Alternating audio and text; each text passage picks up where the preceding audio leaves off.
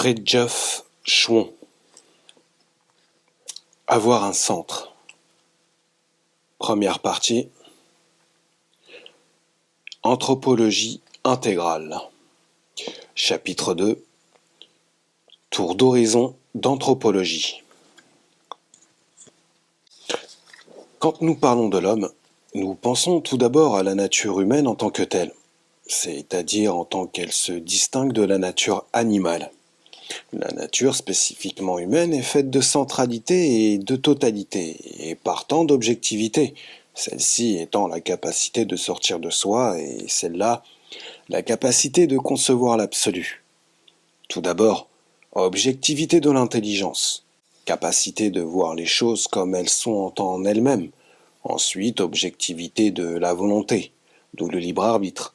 Et enfin, objectivité du sentiment ou de l'âme, si l'on préfère. Capacité de charité, d'amour désintéressé, de compassion. Noblesse oblige. Le miracle humain doit avoir une raison d'être proportionnée à sa nature. Et c'est ce qui prédestine ou condamne l'homme à se dépasser. L'homme n'est entièrement lui-même qu'en se dépassant. Fort paradoxalement, ce n'est qu'en se dépassant que l'homme se situe à son propre niveau. Non moins paradoxalement, en refusant de se dépasser, il se situe au-dessous de l'animal qui, par sa forme et par son mode de contemplativité passive, participe adéquatement et innocemment à un archétype céleste. Sous un certain rapport, l'animal noble est supérieur à l'homme vil. La valeur individuelle de l'homme peut être soit physique, soit psychique, soit intellectuelle, soit encore les trois à la fois. Les valeurs les plus extérieures sont la beauté et la santé du corps. La première manifeste notre déiformité, entre guillemets, et la seconde s'y ajoute à titre de norme. Il y a ensuite la valeur morale, qui est la beauté de l'âme, tout en participant de l'intelligence. Il y a enfin la valeur de l'esprit. L'homme n'est responsable ni de sa beauté ni de sa laideur, sauf dans une certaine mesure en vieillissant. Mais ceci ne saurait empêcher que la beauté comme telle soit une valeur qui peut contribuer à l'alchimie spirituelle, la laideur aussi d'ailleurs, mais d'une façon indirecte, et à contrario à titre de support de certaines prises de conscience. Quant à la santé du caractère, l'homme en est de toute évidence responsable. S'il la possède par nature, il doit la maintenir, car il pourrait la perdre. S'il ne la possède pas, il doit l'acquérir. Et l'homme est ainsi fait que son intelligence n'a de valeur effective qu'en se combinant avec un caractère vertueux. Du reste, il n'y a pas d'homme vertueux qui soit tout à fait dépourvu d'intelligence. Et quant à l'homme intelligent, sa capacité intellectuelle n'a de valeur que par la vérité. L'intelligence et la vertu ne sont conformes à leur raison d'être que par leur contenu ou archétype surnaturel. En un mot, l'homme n'est pleinement humain qu'en se dépassant, donc, en premier lieu, en se dominant. Dans ce qui va suivre, il nous arrivera de rendre compte de faits sans doute trop évidents, mais notre sujet nous y oblige, car nous ne pouvons passer sous silence aucun aspect de l'homme, fût-il des plus extérieurs. Aussi, notre exposé, en partie du moins, aura-t-il plutôt le caractère d'une énumération que celui d'une spéculation, et cela par la force des choses. Sans oublier que les truismes peuvent avoir leur raison d'être, à titre d'entrée en matière. Si donc notre exposé risque de paraître quelque peu hétéroclite, la raison en est dans le sujet même, c'est-à-dire dans la complexité du phénomène humain. Nous espérons pouvoir être consciencieux, sans devoir être trop pédants. Si d'une part tout homme possède un corps, une âme et un esprit, d'autre part les hommes se différencient par le sexe et par l'âge. Le sexe, qu'il soit masculin ou féminin, doit être envisagé sous les trois rapports suivants. Celui de la sexualité proprement dite, et c'est le plan de l'inégalité, mais aussi de la complémentarité physiologique, psychologique, fonctionnelle et sociale. Ensuite de l'humanité commune, chacun des sexes étant humain et rien d'autre, et c'est le plan de l'égalité et de l'amitié. Sous ce rapport, Telle femme peut être supérieure à tel homme, précisément parce qu'elle est humaine, et non féminine seulement. N'empêche que la nature féminine exclut sinon les sommets de la spiritualité, du moins certaines fonctions en fait plus ou moins sociales. Enfin, celui de la portée spirituelle. Sur ce plan, pour ainsi dire tantrique, chacun des sexes assume pour l'autre un rôle quasi divin. C'est là le domaine de l'amour, non seulement au niveau naturel, bien entendu, mais aussi et à plus forte raison au niveau surnaturel et alchimique. Après avoir parlé du sexe, nous devrions dire quelques mots de l'âge, bien qu'en ce secteur l'expérience commune des hommes nous fournisse en somme toutes les lumières désirables. Bornons-nous donc à relever ou à rappeler par acquis de conscience que l'enfance est la période de la formation et de l'apprentissage, l'âge mûr la période de la réalisation actuelle et effective, l'âge plus avancé la période de la consolidation, de la réparation, de la direction d'autrui, et la vieillesse, la période du détachement et du surpassement. Matin, jour, soir et nuit, ou printemps, été, automne et hiver. On pourrait dire aussi que l'enfance est le paradis de l'innocence, la jeunesse le temps des passions, l'âge mûr celui du travail et la vieillesse celui de la tristesse, car il s'en faut de beaucoup que la vieillesse soit toujours le havre de la sagesse.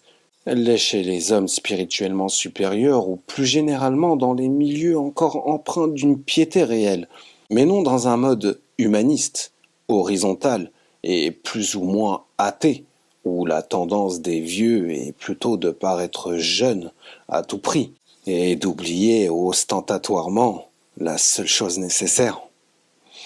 C'est là une anomalie qu'on ne trouve guère chez les peuples traditionnels, ni chez les barbares du reste, qui, sous plus d'un rapport, sont plus normaux que les ultra-civilisés. Au point de vue physiologique, l'âge coïncide avec une déchéance. Au point de vue spirituel, c'est l'inverse qui a lieu. L'âge est une montée vers un autre monde. Sur un autre plan différenciant, mais purement psychologique celui-ci, se situe ce que les hindous appellent la couleur, entre guillemets, ou varna, entre parenthèses, à savoir la caste. Il s'agit des 4 tendances fondamentales et des aptitudes correspondantes du genre humain. Note de bas de page. Non de la race humaine, comme on dit trop souvent. Cette expression est tout à fait impropre, car un genre n'est pas une race. Retour au texte.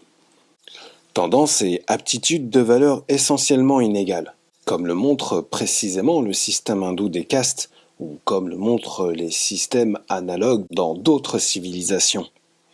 Celle de l'Égypte ancienne, par exemple, ou celle de l'Extrême-Orient. Sans oublier la hiérarchie sociale en Europe, où la noblesse, le clergé et la bourgeoisie, le tiers-état, formaient incontestablement des castes, la noblesse surtout. Les bourreaux, les saltimbanques, les prostituées et d'autres étant considérés comme des parias, à tort ou à raison suivant les cas.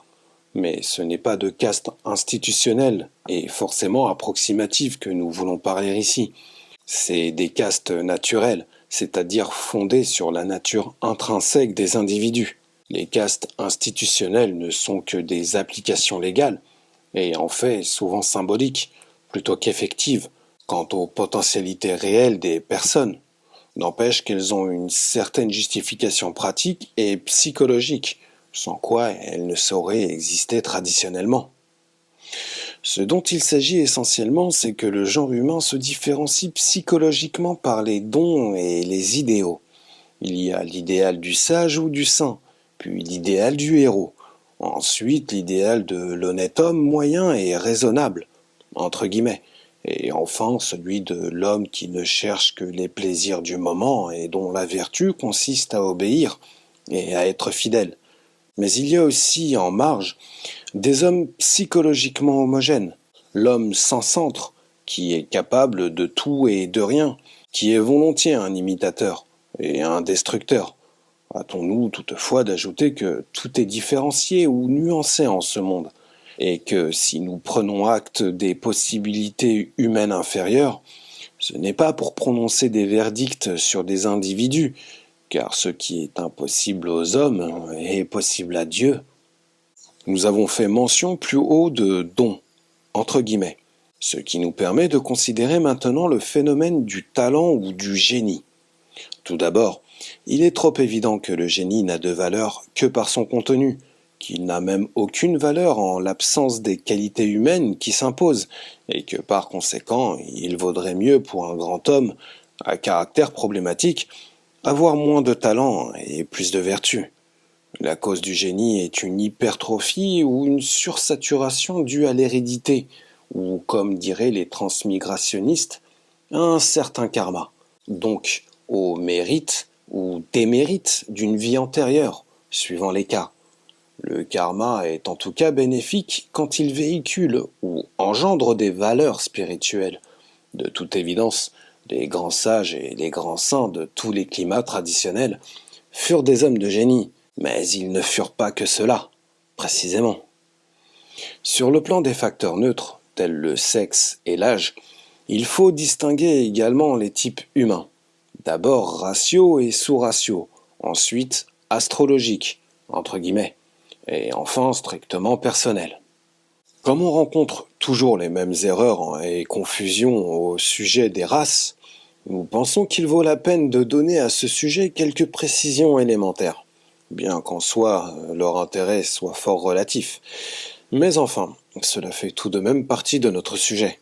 Donc, il y a 3 grands types raciaux, le blanc, le jaune et le noir. Puis les types plus ou moins intermédiaires, tels que les races négro-blanches, note de bas de page, appelées improprement chamitiques, à cause de la famille linguistique de ce nom. En fait, certaines tribus dites chamitiques sont de race blanche, d'autres sont de race noire, la majorité étant plus ou moins intermédiaire. Retour au texte. Malaise, américano-indienne, polynésienne et quelques groupes de moindre importance. Les 3 races fondamentales représentent et ne peuvent pas ne point représenter des modes quasi essentiels du genre humain. Et c'est pour cela que chacun des 3 types raciaux se rencontre, d'une manière atténuée et adaptée évidemment, au sein des 2 autres races, avec la signification psychologique que chaque type comporte par sa forme même. Cette signification ne saurait être étroite, elle doit au contraire être aussi vaste et subtile que possible.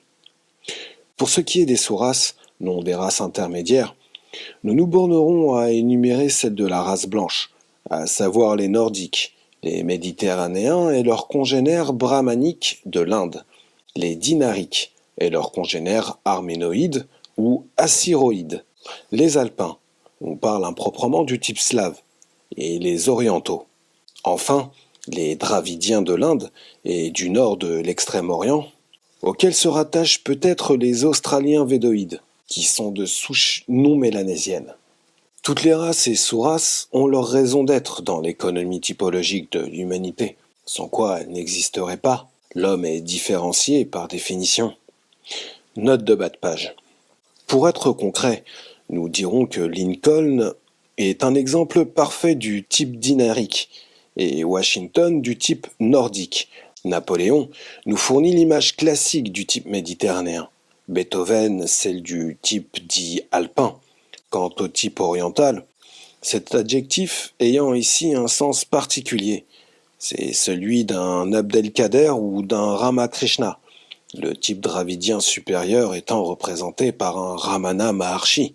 Précisons que le type dit oriental, de couleur brune, se rencontre parmi tous les peuples orientaux de race blanche et même en Europe, à côté du type méditerranéen, et il est majoritairement en Arabie, dans les pays iraniens et dans l'Inde du Nord. Retour au texte. Ce qui importe de rappeler ici, c'est qu'il n'y a pas de race aryenne, sémitique, chamitique ou ouralo-altaïque, ni de race germanique, celtique, latine, slave ou grecque, bien qu'il puisse y avoir dans ces groupes linguistiques des prédominances raciales, et bien que chaque langue corresponde dans une plus ou moins large mesure à ce qu'on pourrait appeler à une race psychologique. Pour en revenir aux sous-races européennes, nordiques, méditerranéennes et autres, elles ne coïncident nulle part avec les peuples. Tous les peuples européens comportent tous les types énumérés plus haut, avec des prédominances plus ou moins fortes suivant les régions.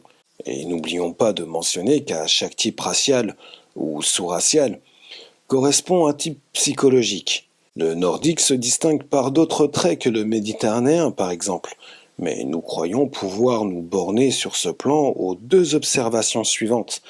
Premièrement, il n'y a pas de race, ni de peuple, qui n'aurait soit que des qualités, soit que des défauts. Et deuxièmement, l'individu n'est pas forcément limité par les caractères moyens de la collectivité. Étant homme, il garde en principe toute sa liberté. Une remarque s'impose ici au sujet des individus qualifiés de typiques, entre guillemets, pour un groupe racial donné. Le mot typique a deux sens tout à fait différents. D'une part, il désigne les types qui, dans tel groupe, sont particulièrement nombreux, sans pour autant représenter la majorité, et qui peuvent d'ailleurs présenter de grandes différences entre eux. D'autre part, il désigne des types éventuellement peu nombreux, mais qu'on ne rencontre qu'au sein de tels groupes et nulle part ailleurs, bien qu'il puisse toujours y avoir des exceptions à cette règle. Mais il est abusif d'appeler typique la grande moyenne en refusant cette épithète aux deux catégories que nous venons de mentionner, car c'est là le point de vue de la quantité pure et simple, non de la qualité, et cette évaluation est contraire à la nature des choses. À ce point de vue, on ne pourrait jamais considérer comme représentatif un type qui incarne au plus haut degré un idéal racial, ethnique et spirituel, un archétype pour ainsi dire. Pour ce qui est de la question des physionomies, il n'y a pas que les types propres aux races, il y a aussi ce qu'on peut appeler les types astrologiques, lesquels se retrouvent partout et qui peuvent coïncider avec tel type ratio. Si bien qu'on ne peut pas déterminer dans tous les cas si tel type est d'origine raciale ou astrale. On a beau constater par exemple que les nordiques sont grands et dolicocéphales. Il y a forcément des nordiques purs qui sont petits et brachycéphales, et cela pour la simple raison que, indépendamment des races et des élaborations régionales, les mêmes possibilités typologiques se manifestent dans tous les cadres raciaux. C'est exactement ce qu'ignorent ou veulent ignorer certains racistes. Note de bas de page. Tels Chamberlain, Gobineau, Gunther et autres, ce ne sont pas les Scandinaves, ni les Allemands qui ont inventé le racisme nordique ou nordiste. Aucune race ni aucun peuple n'en est responsable. Retour au texte. Selon eux, toutes les grandes œuvres de l'humanité sont dues à la race nordique, partout présente, paraît-il. S'ils observent, en Chine par exemple, des individus grands à la face allongée, ils prétendent que les Vikings sont passés par là, ou les ancêtres des Vikings, et ils s'expliquent tous les achèvements de la civilisation chinoise, la création et l'expansion de l'Empire surtout, par la présence de sang nordique. Ils ignorent que la répétition, dans chaque race, de certains types, est due non à des mélanges, mais à l'homogénéité du genre humain et à l'ubiquité des mêmes possibilités typologiques, sans parler du rôle des types astraux, de l'universalité des tempéraments et autres facteurs à la fois diversifiants et répétitifs. Note de bas de page. Don Quichotte et Sancho Panza sont, ou peuvent être, tous deux des Méditerranéens.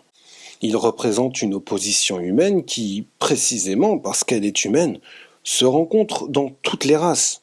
Il serait ridicule de prétendre que le chevalier à la triste figure est un dinarique parce qu'il est grand et osseux, et que son écuyer est un alpin parce qu'il est trapu. Retour au texte. L'astrologie nous enseigne que le Soleil, la Lune et les planètes déterminent dans une certaine mesure les types physiques et psychiques, de diverses façons, suivant les signes du zodiaque dans lesquels ils se situent.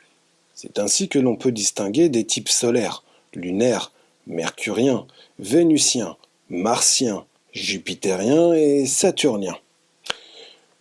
Tous ces types comportent, nous l'avons dit, des modes divergents, sans parler de la foule de types intermédiaires ou mélangés. Bornons-nous ici à relever que le solaire a quelque chose d'actif et de rayonnant, le lunaire a quelque chose de rond, de passif et d'enfantin, le mercurien est léger et élégant, le vénusien est doux et charmeur, le martien carré et agressif, le jupitérien plein et large, parfois jovial, et le saturnien ascétique et morose. Mais les déterminations astrales ne sont pas tout, sans quoi on ne s'expliquerait pas que dans une série de types astrologiquement identiques et de même caractère racial, il y ait des différences dont les causes doivent relever d'une toute autre dimension, ce qui revient au fond à la question de savoir pourquoi une personne n'est pas une autre. Il y a d'abord le facteur tout naturel de l'hérédité. Ensuite, les hindous et les bouddhistes feront valoir l'argument du karma, des actions et des expériences situées dans une vie antérieure. Mais à certains égards, les deux causes coïncident. Plus fondamentalement, nous dirons que la toute-possibilité doit manifester ses potentialités sur tous les plans, et qu'aucun déterminisme ne peut limiter le jeu de Maya. L'univers est tissé non seulement de principes, mais aussi d'impondérables. Aux qualités mathématiques se joignent les qualités musicales. Enfin, il faut tenir compte aussi, en typologie humaine, des degrés de spiritualité et de non-spiritualité, lesquels se superposent aux modalités typologiques extérieures et leur confèrent des significations et des modes d'expressivité, d'un ordre nouveau et strictement qualitatif. Le type physique et psychique de l'individu, avons-nous dit, est déterminé non seulement par les influences astrales, mais aussi par des facteurs tels que l'hérédité et la loi du karma, ce qui revient à dire que tous les facteurs se combinent. La coïncidence des divers facteurs déterminants n'est certes pas due au hasard, elle s'explique par la possibilité globale que l'individu manifeste. C'est elle qui détermine cette mystérieuse coïncidence. C'est la cause première qui régit les causes secondes, sur le plan dont il s'agit. Constater qu'il y a différents types humains et se rendre compte que leurs formes ne peuvent pas être dépourvues de signification, c'est admettre qu'il y a nécessairement une science qui étudie ce secteur de l'anthropologie. Fondamentalement, cette science, la physionomie, interprète trois régions du visage. Le front avec les yeux, le nez, la bouche avec le menton. Ces éléments correspondant respectivement à la nature intellective, la nature sensitive ou instinctive et la nature volitive. Du reste, comme toute forme a une cause et un sens, toutes les parties du corps sont nécessairement, à un degré quelconque, des expressions de notre être. Mais l'individu n'est pas fatalement limité par sa forme, ou par ses formes. Il peut l'être, mais il peut aussi ne pas l'être. La forme peut être l'expression de sa substance, mais elle peut aussi représenter son karma, l'effet d'action ou d'attitude passée. Et alors l'individu subit sa forme sans nécessairement s'identifier à elle. La forme irrégulière manifeste alors le passé, mais non la personne, un accident transitoire, mais non la substance immortelle. C'est une cicatrice et non une plaie. Note de bas de page. Au demeurant, si l'homme n'est pas responsable de sa forme en naissant, il l'est à un certain degré et à partir de sa maturité, dans la mesure précisément où le caractère peut influencer la forme physique. Retour au texte. Et ceci concerne l'âme aussi bien que le corps. Des hommes sont devenus des saints en devenant le contraire de ce qu'ils furent auparavant. En réalité, en devenant enfin eux-mêmes. D'une part, tout porte à croire que ce sont les circonstances majeures qui créent l'individu. D'autre part, c'est la possibilité individuelle qui détermine les circonstances. C'est la combinaison des possibilités qui tisse ce voile de Maya, qu'est le monde. Le monde est un jeu homogène de phénomènes possibles, lesquels concordent par conséquent dans la manifestation de tel être, et derrière tous les masques et toutes les coïncidences se tient le divin roi. Ayant parlé des types physiques et psychiques, nous devons à plus forte raison rendre compte de ce que nous pourrions appeler les types eschatologiques, dont l'ordre, comme celui des castes, est vertical et hiérarchique, non horizontal et neutre. Le gnosticisme distingue en effet trois types fondamentaux. Le pneumatique, dont la nature est ascendante, le ilique ou somatique, dont la nature est descendante, et le psychique, dont la nature est ambiguë. De toute évidence, cette hiérarchie est indépendante des hiérarchies ordinaires, et elle donne lieu, par conséquent, à des cas à première vue paradoxaux. Nous pouvons, en effet, rencontrer parmi les hommes les moins doués comme parmi les plus doués, des individus quasi angéliques, et d'autres qui personnifient le caractère contraire. Ceci nous ramène au problème de la prédestination, lequel est intimement lié à celui des possibilités initiales et des substances individuelles. Bien entendu, la préscience divine concerne également les psychiques, dont le cas semble être indécis, mais qui en réalité voilent leur substance, et par conséquent leur destinée, par un tissu complexe et mouvant de possibilités contradictoires et plus ou moins superficielles. L'homme, comme l'univers, est un tissu de détermination et d'indétermination, celle-ci dérivant de l'infini et celle-là de l'absolu. On pourrait nous objecter que nos précédentes considérations sur le phénomène humain ne sauraient rendre compte de l'anthropologie proprement dite, puisque nous n'offrons aucune information sur l'histoire naturelle de l'homme, ni a fortiori sur son origine biologique, et ainsi de suite. Or, telle n'est pas notre intention. Nous n'entendons pas nous préoccuper de facteurs qui échappent à notre expérience, et nous sommes fort loin d'admettre la théorie bouche-trou de l'évolutionnisme transformiste. L'homme originel ne fut pas un être simiesque, à peine capable de parler et de se tenir droit. Ce fut un être quasi immatériel, enfermé dans une aura encore céleste, mais déposé sur la terre, semblable au char de feu d'Élie, que la paix soit sur lui, et au nuage qui enveloppa le Christ, que la paix soit sur lui, lors de l'ascension. C'est dire que notre conception de l'origine de genre humain se fonde sur la doctrine de la projection des archétypes ab intra.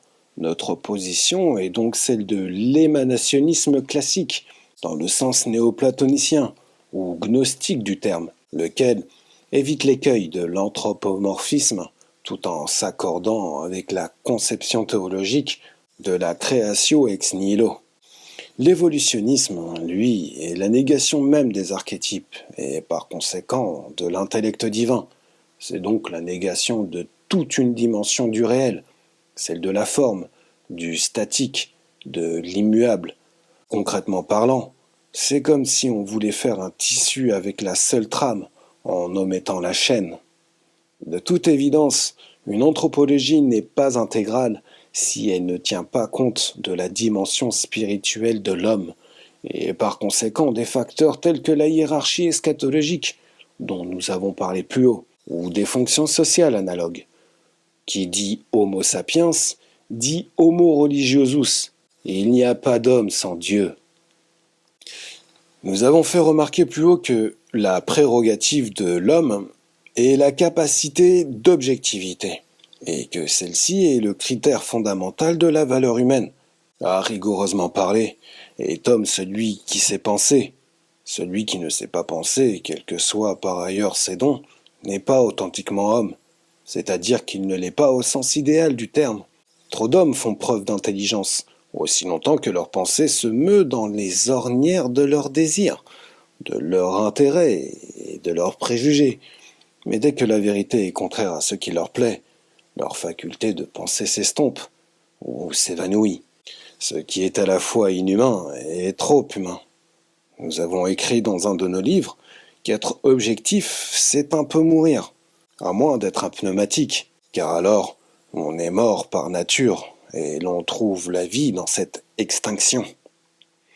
Aussi, Importe-t-il de comprendre que les vertus naturelles n'ont de valeur effective qu'à condition d'être intégrées dans les vertus surnaturelles, celles précisément qui présupposent une sorte de mort. La vertu naturelle, en effet, n'exclut pas l'orgueil, ce pire des illogismes, et ce vice par excellence. Seule la vertu surnaturelle, enracinée en Dieu, exclut ce vice qui, aux yeux du ciel, anéantit toutes les vertus. La vertu surnaturelle, elle seule pleinement humaine, coïncide donc avec l'humanité, non forcément avec l'humilitarisme, entre guillemets, sentimental et individualiste, mais avec la conscience sincère et bien fondée de notre néant devant Dieu et de notre relativité à l'égard des autres. Pour être concret, nous dirons que l'humble est prêt à accepter même une critique partiellement injuste, si elle comporte un grain de vérité, et si elle émane d'une personne sinon parfaite, du moins digne de respect. L'humble n'a pas intérêt à ce qu'on reconnaisse sa vertu, il a intérêt à se dépasser, donc à plaire à Dieu plus qu'aux hommes.